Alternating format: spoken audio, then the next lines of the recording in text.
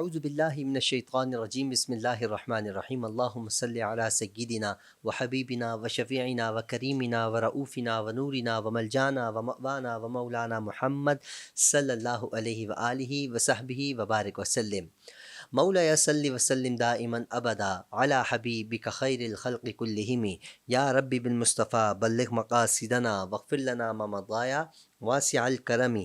محترم ناظرین اکرام، السلام علیکم ورحمۃ اللہ وبرکاتہ۔ میں ہوں آپ کا میزبان حافظ حامد رضا اور آپ دیکھ رہے ہیں پروگرام نور ہدایت۔ ناظرین، آپ جانتے ہیں نور ہدایت میں ہم آپ کی ملاقات علماء اکرام سے کرواتے ہیں، جن سے ہم کرتے ہیں سوالات اور جانتے ہیں دین اسلام کے حوالے سے معلومات۔ آج کے ہمارے معزز مہمان لاسٹ پروگرام میں بھی تشریف فرما تھے، کیونکہ ہم نے علامہ صاحب کے ساتھ سود کے حوالے سے گفتگو کی تھی، اور سود بہت وسیع موضوع ہے اور یہ بہت ضروری بھی ہے، کیونکہ ہمیں نہیں پتہ چلتا ہم چلتے پھرتے کتنا سود کھا رہے ہوتے ہیں، جس کی وجہ سے ہم بیمار بھی پڑے رہتے ہیں، جس کی وجہ سے ہم ہمیشہ سستی کا شکار رہتے ہیں، اور اسی سود کھانے کی وجہ سے گھر میں برکت نہیں ہوتی، اسی سود کے کھانے کی وجہ سے گھر میں رحمت نہیں برستی، کیونکہ جہاں سود کھایا جائے وہاں اللہ کی رحمت نہیں برستی، جہاں سود کھایا جائے وہاں کبھی صحت یاب لوگ آپ کو نظر نہیں آئیں گے، بیماریاں پھیلی ہیں۔ آج کل ہمارے معاشرے میں آپ دیکھ سکتے ہیں بیماریوں کا انبار لگا ہوا ہے، ایک سے ایک بیماری، طرح طرح کی بیماری، اور شکار ہم ہوئے پڑے ہیں۔ اس کی اصل وجہ کیا ہے؟ ہم نے کلمہ پڑھا ہے، اللہ پر ایمان لاتے ہیں، سرکار دو عالم صلی اللہ علیہ وسلم پر ایمان اور ان کو آخری نبی مانتے ہیں، اس کے باوجود بھی اللہ کا حکم نہیں مانتے۔ اللہ کو مانتے ہیں لیکن سرکار دو عالم صلی اللہ علیہ وسلم کا حکم نہیں مانتے، سرکار کو مانتے ہیں، سرکار کا حکم نہیں مانتے۔ مطلب بہت سی ایسی چیزیں ہیں، اللہ نے منع فرمایا، سرکار نے منع فرمایا، سود کی طرف نہ بڑھو، ہم بڑھتے چلے جا رہے ہیں۔ پچھلے پروگرام میں نے بہت سے سوالات کیے جو عام سے سوال ہیں، لیکن پتہ چلا کہ ہم ان سوالوں بڑے اچھے انداز میں علامہ صاحب نے ہمیں جواب دیا، کیونکہ وہ سوال ایسے تھے کہ جو چلتے پھرتے ہم سود کی طرف گامزن رہتے ہیں۔ ہمیں معلوم پڑا کہ یہ سب سود ہے، بہت سے لوگوں کو نہیں معلوم تھا، مجھ سمیت۔ یہاں ہم سیکھنے کے لیے آتے ہیں، نور ہدایت پروگرام کرنے کا مقصد بھی یہی ہے کہ ہم سیکھیں، جتنا ہو سکے ہم سیکھنے کی کوشش کریں۔ اللہ رب العزت ہمارا یوں پروگرام کرنا قبول فرمائے اور ہمیں اس پر عمل کی بھی توفیق عطا فرمائے۔ علامہ صاحب موجود ہیں، حضرت علامہ مولانا عامر قریشی دامت برکاتہم العالیہ۔ حضرت السلام علیکم۔ وعلیکم السلام ورحمۃ اللہ وبرکاتہ۔ کیسے مزاج؟ خیریت سے ہیں آپ؟ الحمدللہ، اللہ کا فضل۔ آپ کا بہت بہت شکریہ، آج بھی آپ تشریف لائے۔ انشاءاللہ آج بھی ہم آپ سے بہت کچھ سیکھنے کی کوشش کریں گے اور آپ یقیناً اچھے انداز میں سکھائیں گے، کیونکہ ناظرین آپ کو پسند کرتے ہیں، ناظرین آپ کو سننا چاہتے ہیں، اور انشاءاللہ ناظرین سود آج کا ہمارا موضوع ہے۔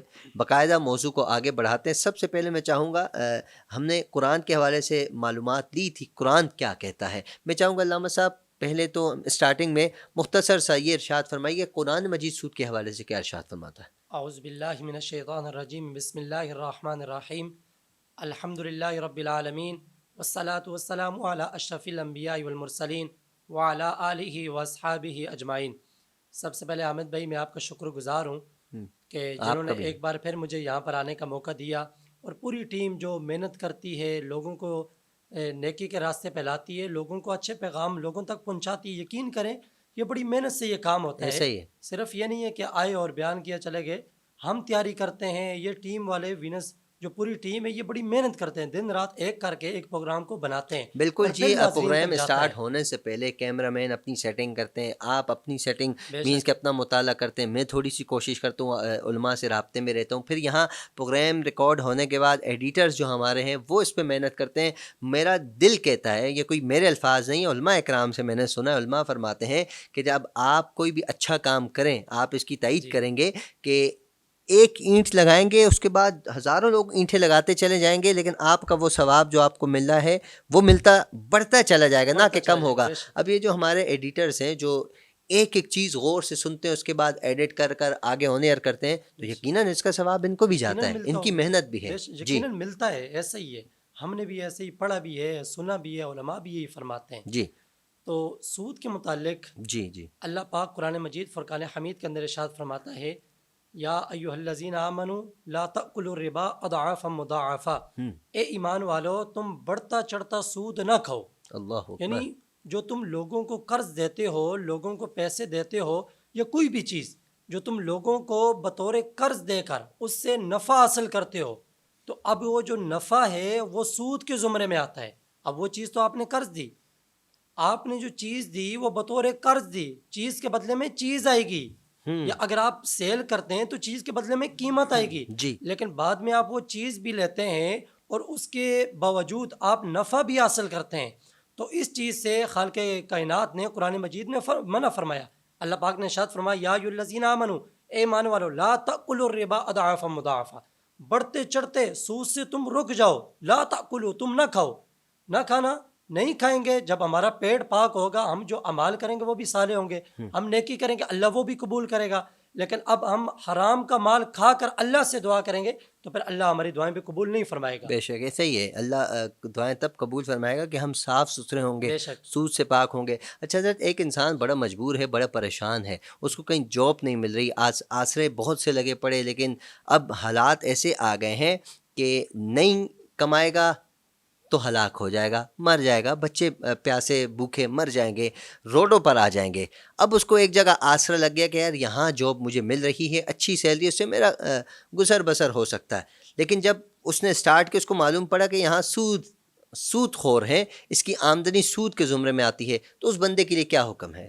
مفتی احمد یار خان نعیمی علیہ الرحمہ مرآۃ الملاجح جلد نمبر 4 کے اندر ارشاد فرماتے ہیں کہ اگر کوئی بندہ ایسی فیکٹری یا ایسی جگہ پر کام کرتا ہے کہ جس کی آمدنی حلال بھی ہے اور حرام بھی ہے، تو ایسی جگہ پر اس کے لیے ملازمت کرنا جو ہے وہ جائز ہے. جائز ہے. لیکن آگے پورا مسئلہ آپ سنیں. جی پورا مسئلہ سننے کے بعد انشاءاللہ مسئلہ سمجھ آئے گا. ٹھیک ہے. اور فرماتے ہیں کہ اگر وہ جو کمپنی کی آمدنی ہے جس سے اس کو تنخواہ ملتی ہے، اگر وہ تمام کی تمام حرام کی ہو، مثلا وہ تو کام کرتا ہے اپنی محنت کرتا ہے لیکن جو پیسہ آ رہا ہے وہ سود کا آ رہا ہے، حرام کا آ رہا ہے، اس سے اسے تنخواہ دی جاتی ہے، حلال کا نہیں ہے، اس میں مکمل حرام کا ہے، سود کا ہے، تو ایسی صورت میں وہ کمپنی ہو، فیکٹری ہو، کوئی بھی جگہ ہو، وہاں پر جاب کرنا، ملازمت کرنا، کام کرنا جو ہے وہ جائز نہیں ہے. اب جو انہوں نے کہا کہ مخلوط آمدنی ہو، یعنی حلال بھی ہو حرام بھی ہو، یعنی سود کا بھی ہو اور حلال بھی آ رہا ہو، تو اس کے لیے مفتی احمد یار خان نعیمی علیہ الرحمہ آگے الگ نوٹ لکھتے ہیں. آپ فرماتے ہیں کہ ایسی جگہ پر بھی ملازمت نہیں کرنی چاہیے. اس کی وجہ یہ ہے کہ اچھوں کی صحبت میں جائیں گے تو اچھے ہو جائیں گے، بروں کی صحبت میں جائیں گے تو برے بن جائیں گے. ایسا ہی ہے. اب جب حلال کی بھی ہے حرام کی بھی ہے، اس کا بھی دل کر گیا وہ بھی حرام کما رہے، ٹھیک ہے میں بھی حرام کما لیتا ہوں، وہ بھی سود لے رہے میں بھی لے دیتا ہوں، تو جب ان لوگوں کی صحبت میں رہے گا تو پھر وہ بھی سود لینا شروع ہو جائے گا، جو کہ اس کے لیے جائز نہیں ہے. سود جو ہے وہ اسلام میں قطعاً جائز نہیں ہے.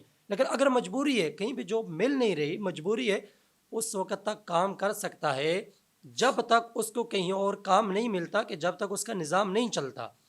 جب اس کا کہیں اور سٹنگ بن جائے، اس کی کہیں اور کام مل جائے، تو یہاں سے کام چھوڑ کر وہاں پر چلا جائے. اچھا حضرت، بھوک لگی ہے بہت زیادہ، ہم سفر میں ہیں، رستے میں ہمیں پتہ چلا کہ یہاں ہمارا ایک دوست رہتا ہے، لیکن ہم یہ جانتے ہیں کہ وہ سود خور ہے، وہ سود کی کمائی کا سلسلہ آگے چلاتا ہے، سود ہی کماتا ہے، سود کما کر ہی گھر میں مال لے کر آتا ہے، راشن.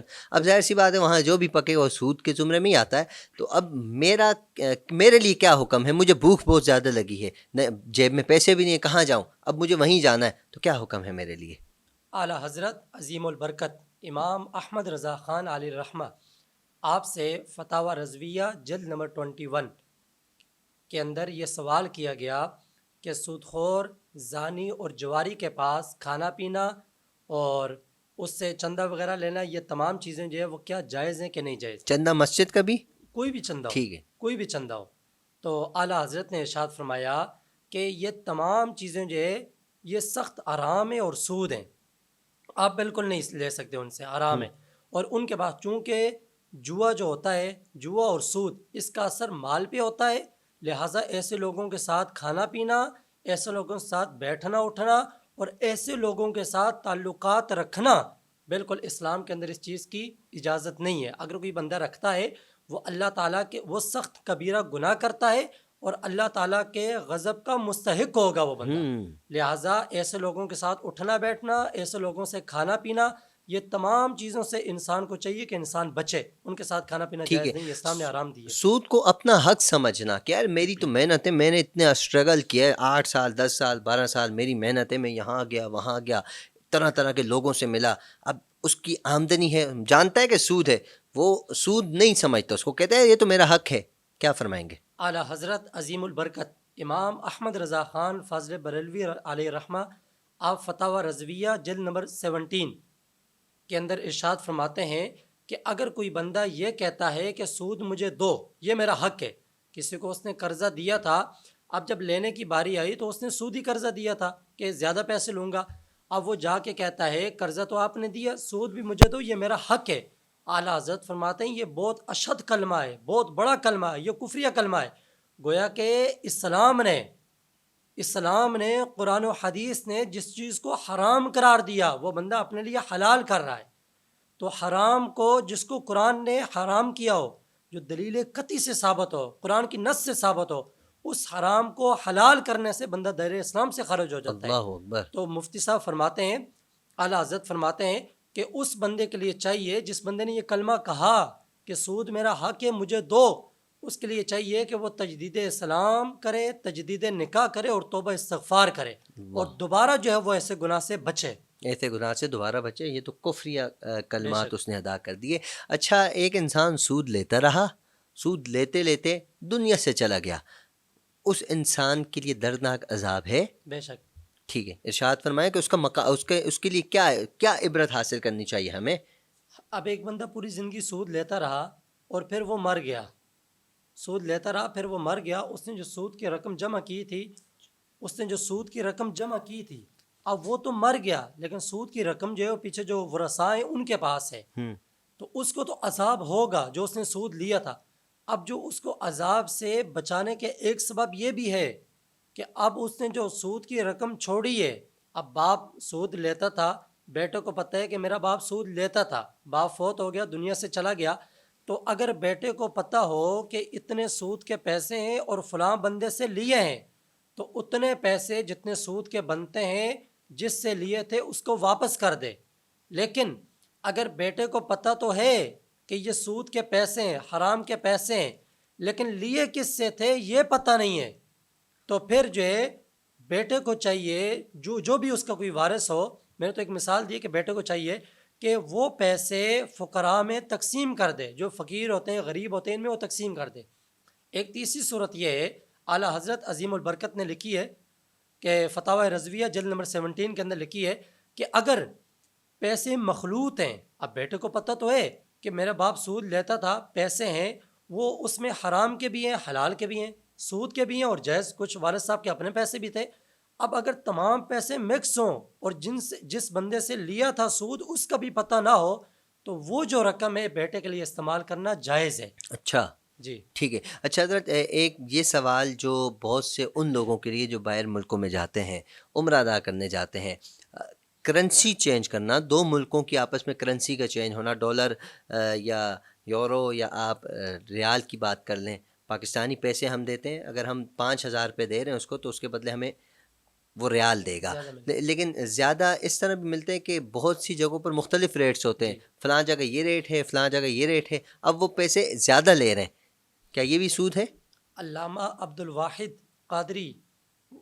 قادری صاحب نے اپنا فتاوی یورپ کے اندر یہ مسئلہ لکھا ہے، وہ فرماتے ہیں کہ جب دو ملکوں کی کرنسی قیمت کے اعتبار سے ایک نہیں ہے تو یہیں سے ثابت ہو گیا کہ ان دونوں کی جنس ایک نہیں ہے، ایک نہیں ہے، بلکہ بالکل ثمن کے اعتبار سے وہ دو مختلف اجناس ہیں، وہ الگ الگ دو قسمیں ہیں ثمن کے اعتبار سے، پیسے کے اعتبار سے۔ جب دو مختلف اجناس ہیں تو ان کا تبادلہ جو کمی بیشی کے ساتھ کیا جاتا ہے یہ شرعاً اور عرفاً ربا نہیں کہلائے گا، کیونکہ وہ تو دو ملکوں کی کرنسی ہے، ہر ملک کی کرنسی اپنی ہوتی ہے، کسی کی اپ ہوتی ہے کسی کی ڈاؤن ہوتی ہے، الگ الگ ہوتی ہے، تو دو ملکوں کی کرنسی کا آپس میں تبادلہ شرعاً و عرفاً یہ ربا نہیں کہلائے گا۔ لہٰذا کوئی بھی ملک ہو اس کی کرنسی جو چینج کی جاتی ہے تو یہ چینج کرنے کی صورت میں جو اضافی پیسے ملیں گے، یہ اضافی پیسے لینا حلال، جائز، طیب اور مباح ہے، اس کے اندر جو ہے وہ کوئی حرج نہیں ہے، یہ لے سکتے ہیں، لیکن ایک ملک کی جو کرنسی ہوتی ہے یہ برابر کرنی ہے، ایک ان ملک میں اگر کمی بیشی ہوگی تو وہ سود آ جیسے جائے وہ نوٹ کا آپ نے کہا تھا، بے شک۔ کڑک نوٹ اور جو گلے سڑے ہوئے نوٹ ہوتے ہیں۔ اچھا، سرمایہ داروں سے سود لینا یہ کیسا ہے؟ قرآن مجید کی تقریباً 800 کے قریب آیات میں اور کثیر احادیث مبارکہ میں سود کی حرمت کو اللہ پاک نے اور ہمارے نبی نے حرام قرار دیا گیا ہے، حرام قرار دیا ہے، تو سود کی حرمت ہے، تو 800 آیات اور متعدد احادیث پاک میں کسی جگہ پر اشارہ تک نہیں ملتا کہ سرمایہ داروں سے سود لیا جائے. جب اللہ پاک نے، جب اللہ کے نبی نے، جب اسلام نے ایک حکم کو مطلق رکھا ہے تو ہم کون ہوتے ہیں بغیر دلیل شرعی کے ایک اللہ کے مطلق حکم کو مقید کرنے والے؟ فیوز الباری شرح صحیح البخاری کے اندر یہ پورے سوال کا جو انہوں نے بڑی تفصیل کے ساتھ جواب لکھا ہے. آپ فرماتے ہیں کہ جب اللہ نے ایک حکم کو مطلق بیان کیا ہے تو بغیر دلیل شرعی کے ہم کون ہوتے ہیں اللہ کے مطلق حکم کو مقید کرنے والے؟ ہم کون ہوتے ہیں چینج کرنے والے؟ جب اللہ نے حکم نہیں دیا کہ سرمایہ داروں سے سود لیں تو ہم جو ہے وہ کبھی بھی سود نہیں لے سکتے.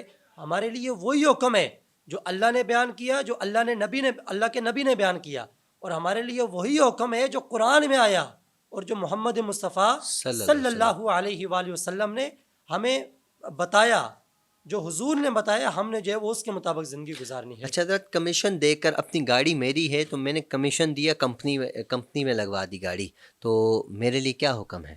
لیکن یہ جو کمیشن دینے کی صورت ہے یہ اکثر میں ہوتا ہے اس طرح ہے، جو جس کی کمپنی ہوتی ہے وہ بندہ ایک دور بیٹھا ہوتا ہے یا باہر بیٹھا ہوتا ہے، اونچی والی اوپر والی سیٹ پہ بیٹھا ہوتا ہے. اب نیچے بندے ایسے ہوتے ہیں کہ وہ کہتے ہیں کہ میں آپ کی گاڑی کمپنی میں لگوا لیتا ہوں، آپ کو جو ہے وہ کمپنی والے 10,000 دیں گے تو 1,000 روپیہ آپ مجھے دے دینا. اب جو 1,000 روپیہ وہ لے رہا ہے وہ کس چیز کا لے رہا ہے؟ وہ تو رشوت کا لے رہا ہے نا. وہ جو کمیشن لے رہا ہے وہ رشوت. اوپر سے جو کمپنی کا مالک ہے اس نے کہا ہے کہ جو بھی کمپنی گاڑی میں لگے اس کو میں اپنی طرف سے 10,000 روپیہ دوں گا. جو بھی گاڑی کمپنی میں لگے گی اس کو میں 10,000 روپیہ دوں گا. لیکن آگے سے جو بندہ سیٹ پہ بیٹھا ہے نیچے، لوگوں کے پاس گاڑیاں زیادہ ہیں، جاب وغیرہ نہیں ہے، لگانے کے کوئی اسباب نہیں ہے، لوگ کہتے ہیں چلیں 10,000 روپیہ تو کمپنی کی طرف سے مل رہے. اب جو لگانے والا ہے، جو بندہ ہے، اس کو کہتے ہیں کہ آپ 9 ہمیں دے دینا، 1,000 آپ رکھ لینا. بھائی جو آپ رکھ رہے ہیں آپ کس چیز کا رکھ رہے ہیں؟ اوپر سے جو مالک نے آپ کو تنخواہ دینی ہے، جو کمپنی کا مالک ہے وہ آپ کو تنخواہ دے رہا ہے، آپ کی وہ تنخواہ ہے وہ آپ کے لیے جائز ہے. لیکن جو آپ گاڑی والے سے لے رہے ہیں، گاڑی کے مالک سے لے رہے ہیں، یہ آپ کے لیے لینا اور گاڑی والے کے لیے دینا، یہ دونوں صورتیں یہ وہ سود کے اندر آتی ہیں اور یہ رشوت کے اندر آتی ہیں، جو کہ اسلام جس کی اجازت نہیں دیتا، جو کہ جائز نہیں ہے. اچھا، سود خور کا عذاب تو تھوڑا مختصر سا وقت ہے، 1 منٹ کے اندر اس کا جواب عنایت فرما دیں. جو سود کھاتا ہے، جو سود خور ہے، اور جو سود لینے دینے والوں کے ساتھ جس کا کنیکشن ہے، اس کے لیے عذاب کے حوالے سے ارشاد فرما دیں. عذاب، دنیا کا عذاب تو بالکل واضح ہے، ظاہر ہے کہ اس بندے کے اندر مال کی تنگی آ جاتی ہے. کچھ عرصے کے لیے تو ٹھیک ہے، وہ اچھا چلتا پھرتا گھومتا پھرتا. بہت سارے احباب ہیں کہ جن کو ہم نے دیکھا ہے وہ یہ سودی کاروبار کرتے تھے، شروع میں تو بڑے خوش ہوتے ہیں کہ بڑا پیسہ آ رہا ہے، لیکن آخر کے اندر، اینڈ کے اندر جا کر جو ہے وہ قرضے کے اندر پھنس جاتے ہیں. اور آخرت کا جو عذاب ہے، حضرت موسیٰ علیہ السلام، آپ نے اللہ سے عرض کی کہ مالک جو سود کھاتا ہے اس کے بارے میں کیا حکم ہے؟ تو اللہ پاک نے ارشاد فرمایا قیامت والے دن ان لوگوں کو میں توہر کا ایک بہت کڑوا درخت ہوتا ہے، بہت سخت درخت ہوتا ہے، جس کا بندہ کھا جس کو نہیں سکتا، بہت کڑوا ہوتا ہے. اللہ پاک نے ارشاد فرمایا کہ جو بندہ دنیا میں سود کھاتا ہے قیامت والے دن اللہ اس کو اس درخت سے جو ہے وہ اس کی خوراک بنائے گا، وہ اسے کھلائے گا.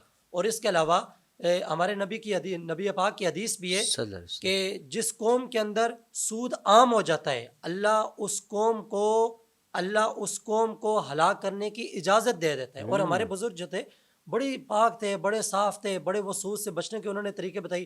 آخری بات اجازت میں عرض کرتا ہوں. امام اعظم ابو حنیفہ جو فقہ کے ہمارے امام ہیں، آپ ایک جنازہ پڑھنے تشریف لے گئے تو ایک میدان تھا، کھلا میدان تھا، سخت گرمی تھی، دن کا وقت تھا، تو لوگوں نے دیکھا سایہ کہیں بھی نہیں ہے. امام صاحب آ گئے تو لوگوں نے کہا حضرت یہ مکان ہے، مکان کا سایہ ہے، آپ اس کی جو دیوار ہے دیوار کے سائے میں کھڑے ہو جائیں. تو آپ ان کا جواب سنیں. امام اعظم ابو حنیفہ آپ ارشاد فرماتے ہیں کہ اس مالک مکان نے میرا قرضہ دینا ہے، میرا کچھ قرض دینا ہے، اگر میں اس کی دیوار کے سائے پہ کھڑا ہو جاؤں گا تو مجھے ڈر لگتا ہے کہ کہیں میں اپنے قرض پر جو ہے وہ سود نہ لے لوں. اب دیوار پہ کھڑے ہو جانا، دیوار تو اس نے بنائی ہے، اس کا سایہ لگ رہا ہے، لیکن امام اعظم ابو حنیفہ اتنے صاحب تقویٰ تھے، اتنا دین پر چلنے والے تھے، تقویٰ اتنا تھا، زہد اتنا تھا کہ آپ نے آپ اس دیوار کے سائے کے اوپر بھی نہیں کھڑے ہوئے، سائے میں بھی نہیں کھڑے ہوئے، بلکہ اس سے بھی جو آپ بچے تھے. تو انہوں نے ہمیں یہ درس دیا، انہوں نے ہمیں یہ کر کے بتایا کہ آپ لوگوں نے دنیا کے اندر مشکلات آتی ہیں، پریشانیاں آتی ہیں، لیکن سود جیسی لعنت کے قریب جو ہے وہ ہم نے نہیں جانا. سود جو ہے وہ جو اللہ کا عذاب ہے، جو برائی ہے، ہمیں کبھی بھی سود کی طرف نہیں بڑھنا چاہیے. یہ مشکلات اللہ کی طرف سے اللہ آزماتا بھی ہے، بے شک اللہ آزماتا ہے، پھر اللہ جو ہے وہ بے حساب دیتا ہے. بے شک بے شک. بہت زیادہ جو ہے وہ اللہ دے سکتا ہے. بہت بہت شکریہ علامہ صاحب، بہت خوبصورت انداز میں آپ نے سود کے حوالے سے، ہم نے آپ کے ساتھ 2 سے 3 ایپیسوڈ کیے ہیں اور باقاعدہ بہت کچھ سیکھنے کو ملا. میں چاہتا ہوں اس طرح کے ہم موضوعات لے کر آئیں، ہمارے ناظرین کو اس چیز کی بہت ضرورت ہے، مجھے بہت ضرورت ہے، ہم تاکہ اپنے ناظرین تک ایک اچھی چیز پہنچانے میں اہم کردار ادا کر سکیں. اس میں آپ کا بھی بہت اہم کردار ہے. اللہ رب العزت آپ کے علم میں عمل میں بے پناہ برکت عطا فرمائے. آپ کا بہت بہت شکریہ. ناظرین آپ کا بھی بہت بہت شکریہ، آپ ہمیں سنتے ہیں، دیکھتے ہیں، پسند کرتے ہیں. اللہ رب العزت آپ کے علم میں بھی عمل میں برکت عطا فرمائے. آپ کا بہت بہت شکریہ. ناظرین پروگرام کا اختتام ہے. آپ سے گزارش، اپنا خیال رکھیے، اپنے اہل و عیال، اپنے پڑوسی، اپنے رشتہ دار سب کا خیال رکھیے. وینس ٹی وی کی پوری ٹیم کو اپنی خصوصی دعاؤں میں یاد رکھیے. السلام علیکم ورحمۃ اللہ وبرکاتہ.